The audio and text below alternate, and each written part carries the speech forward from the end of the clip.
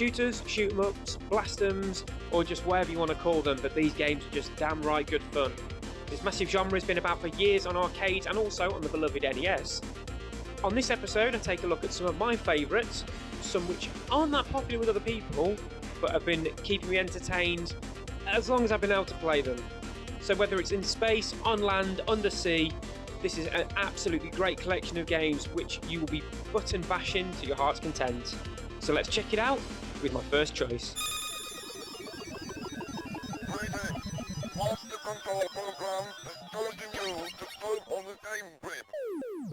Gunnak, released 1991 from Compile and Nexoft.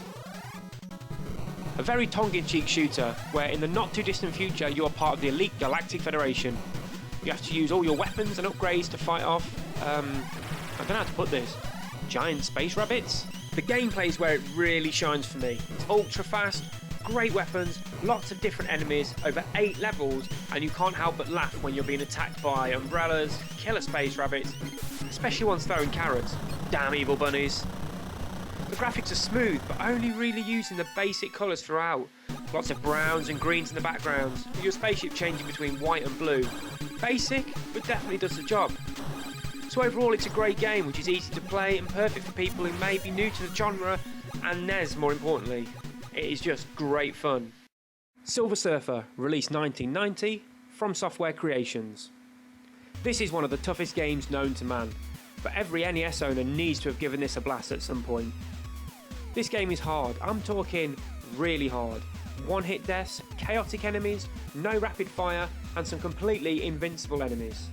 But, and I'm telling you this is one very big but, it is all worth it. Because at the end of the day, if it's not challenging, then what's the point? The one highlight for me though is the music. It's actually amazing. Make sure you check it out, it's the Fallen Brothers at their very best. Some of the level design wouldn't look out of place on a Castlevania game. Dark, mysterious backdrops, flying skulls, and things like bats.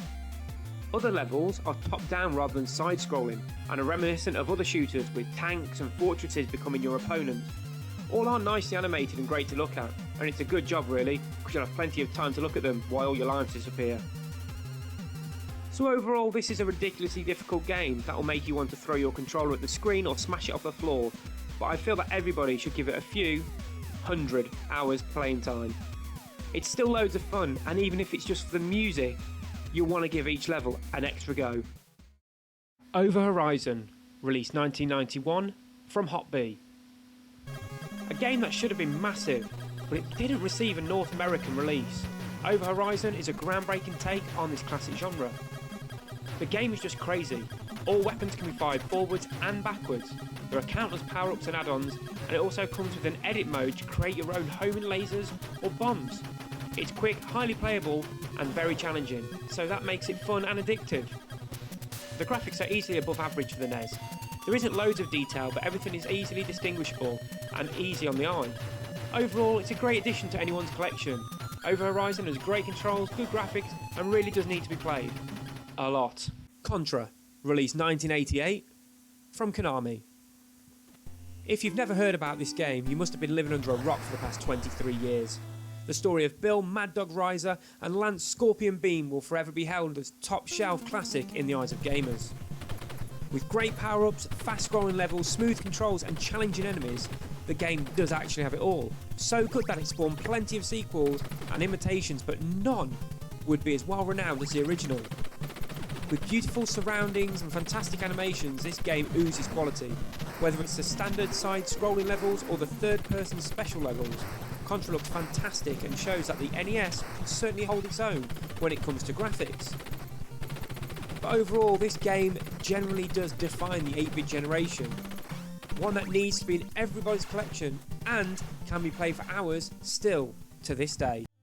Crisis Force, released 1991 from Konami. Released in the very late days of this groundbreaking console's life, and sadly only over in Japan, this game had a lot of factors going against it. Not only did it need to contend with the release of the Mega Drive and PC Engine, but also with the massive 16-bit release of the Super Nintendo. With a lot of the big studios already moving on to the 16-bit consoles and starting to forget about their predecessors, the future was looking dark for the NES. Luckily, companies like Konami and Capcom were still producing titles for the 8-bit grey box of joy, including this shining example of a shooter. Based in 1990X and supporting simultaneous 2-player fun, it's your job to defend Tokyo over 7 levels of laser blazing madness. With weapons, speed, super bomb and ship upgrades, as well as combining with players 2 ship, there's plenty to be getting on with and lots of enemies to be fighting. This game offers it all, including super fast gameplay, smooth controls and complete mayhem. Unfortunately, the music isn't as good as some of the other games, but you can forgive that with the amount of gameplay that is available.